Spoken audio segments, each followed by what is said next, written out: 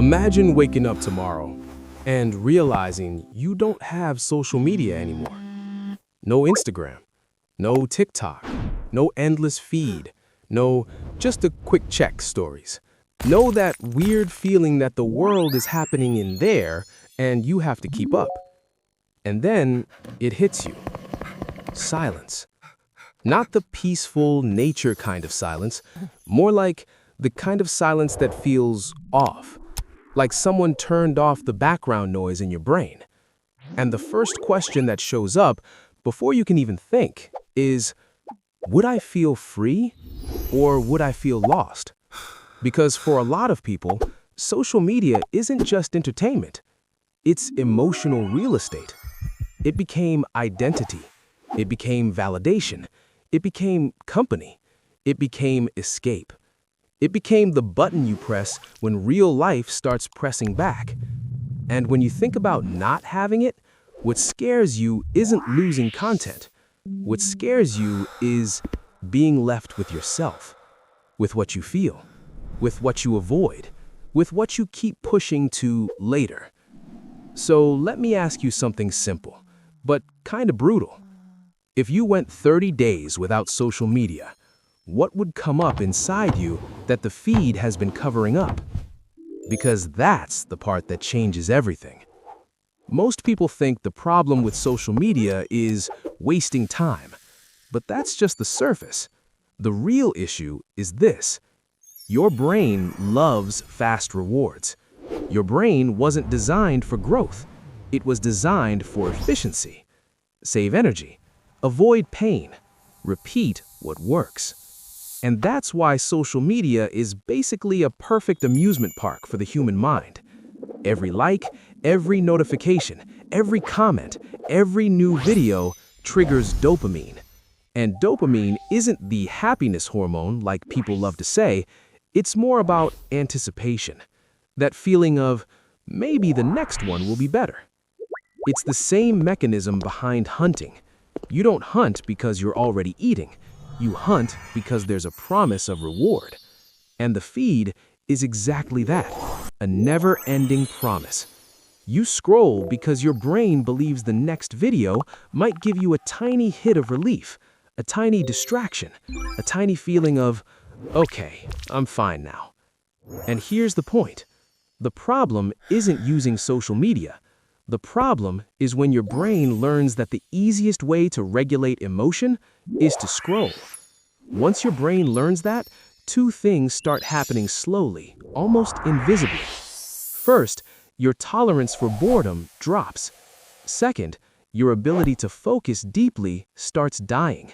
And that's not being dramatic, that's conditioning. Because your brain is simple. It adapts to whatever you repeat. If you repeat fast stimulation, it becomes a specialist in fast stimulation. And then, suddenly, studying feels impossible. Work feels heavy. Reading 2 pages feels exhausting. Real conversations feel boring. A movie without constant cuts feels painfully slow. Not because life got worse, but because your brain got retrained. You trained your mind to live off tiny hits of stimulation, so real life, at a human pace, starts feeling slow. Now here's the part that hits hardest, because nobody wants to admit it. Have you ever grabbed your phone without realizing? Like, you're standing up to get water or waiting for something, and suddenly your phone is already in your hand. Have you ever opened an app, closed it, then opened it again seconds later? Like it's automatic, like your thumb moves faster than your awareness. Have you ever lost hours and you can't even explain what you did? That feeling is wild because it's like your mental energy got drained without anything real to show for it. And then you blame yourself. I have no discipline. I'm weak. I can't stay consistent. But most of the time, it's not a discipline problem. It's an automatic habit reinforced daily. Your brain is just doing what it's been trained to do. But there's another layer even deeper. Comparison. Comparison is a silent prison because you open the app and you see edited lives, perfect bodies, perfect routines, people who look productive 24/7, relationships that seem effortless, people who wake up at 5 a.m. and win every single day. And even if your rational brain knows it's curated, your emotional brain still absorbs it. Because your brain doesn't process the feed like an ad, it processes it like an environment. It starts to feel like this is the world. And if the world looks like that, and you don't, then something must be wrong with you. That quietly eats at your self-worth. Not loudly, not all at once, just slowly. It creates this background feeling of not being enough. You start feeling behind, like you're missing something, like everyone else is moving forward and you're stuck. Then your anxiety goes up. And what do you do when anxiety goes up? You reach for quick relief. You go back to the feed. So the same thing that fuels the discomfort also sells you the escape. Now imagine the opposite. Imagine someone who doesn't have social media. And I'm not talking about some enlightened, perfect person. I'm talking about a normal person, just without that constant noise. That person doesn't wake up comparing, doesn't measure worth in likes, doesn't live with artificial urgency, doesn't feel like they have to keep up, doesn't have a split mind all day. They live at their own pace. They might miss trends, but they gain presence. They gain depth. They gain mental space. They gain silence. And silence is rare now, because in silence, you start hearing things the noise was covering up. You realize you might actually be tired, or lonely, or frustrated with your life, or stuck with no direction. And that's scary, because when you cut the distraction, reality shows up. But at the same time, that's where change starts, because your identity stops being built around other people's perception and starts being built around your real choices.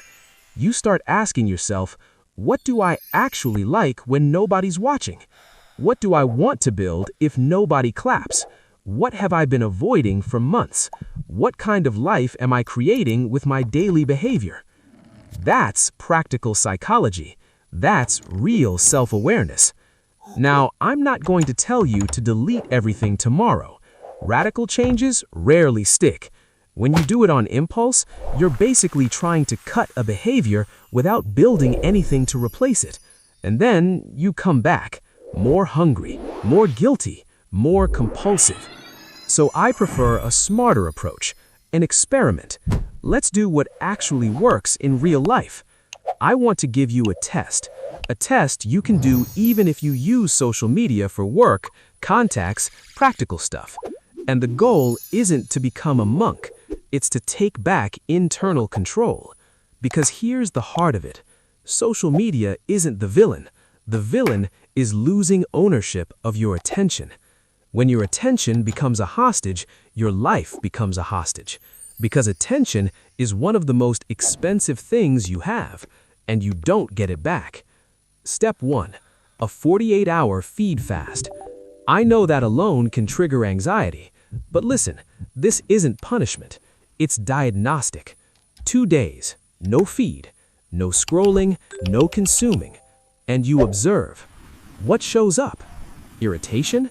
Anxiety? Emptiness? Boredom? That automatic urge? That's all information. Because if 2 days without the feed destabilizes you, it's not just an app, it's an emotional regulator. Step 2, kill notifications. This is non-negotiable. Notifications are literally an interruption system. It's like someone knocking on your brain all day, whenever they want. And your brain learns that nothing deserves full focus, so you feel more restless, more scattered, more uneasy. Turn off everything that isn't truly essential. And when I say essential, I mean emergency, safety, family, real work urgency. Everything else is noise. Step 3. Set a fixed window. Social media cannot be the first thing you touch in the morning, because your first minutes set your mental state. If you start your day with fast stimulation, comparison, news, short videos, chaos, your brain enters reaction mode, and a day in reaction mode becomes a life in reaction mode. So pick a time. No drama. 12 p.m. and 7 p.m., or 6 p.m., or 1 hour a day. The point isn't the number. The point is you decide. You become the adult in the room. Step 4. The key question. Before you open any app, ask, am I looking for information or am I escaping? And don't answer with a pretty lie. Answer honestly. Because if the answer is escape, you just found the exact place in your life that needs emotional maturity. Maybe it's boredom. Maybe it's loneliness. Maybe it's anxiety. Maybe it's insecurity with your routine. And here's the tough but liberating truth. If you always run from discomfort, you train your mind to be unable to live. Sounds heavy, but it's real. If you can't tolerate boredom, you can't build anything. Because everything worth having, discipline, a better body, studying, career growth, a healthy relationship, has a boring part. Repetition, waiting, frustration. And if your brain only wants fast hits, it will reject the process. Now, let me tell you something simple. Maybe the problem isn't social media. Maybe the problem is what you're avoiding feeling. Boredom, loneliness, dissatisfaction, lack of direction, emptiness. The feed amplifies distraction, but it also hides discomfort that needs to be faced. And here's the irony. You go on social media to feel better, and you leave feeling more restless. You go to distract yourself, and you leave with a heavier mind. You go to connect, and you leave comparing. You go to rest, and you leave tired. Because fast stimulation doesn't rest your mind. It just occupies it. And occupation isn't healing. Life without social media isn't automatically better, but it is quieter. And in the quiet, you start hearing what the noise never let you hear.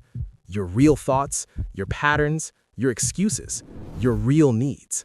That can be uncomfortable, but that discomfort is exactly what gives your life back to you. Before we end, I want you to do something simple. Tonight, check your screen time and answer honestly. How many hours of your life disappeared without you even noticing? Now imagine that for a month, for a year, for 5 years. And this isn't about social media being bad. It's about a much more uncomfortable question. Do you choose where your attention goes, or does someone choose for you? So here's the challenge. Just 24 hours. No feed, no scrolling, no just one more video. And pay attention to what shows up inside you. Because whatever shows up is exactly what you've been escaping. If you're doing this, comment 24H below.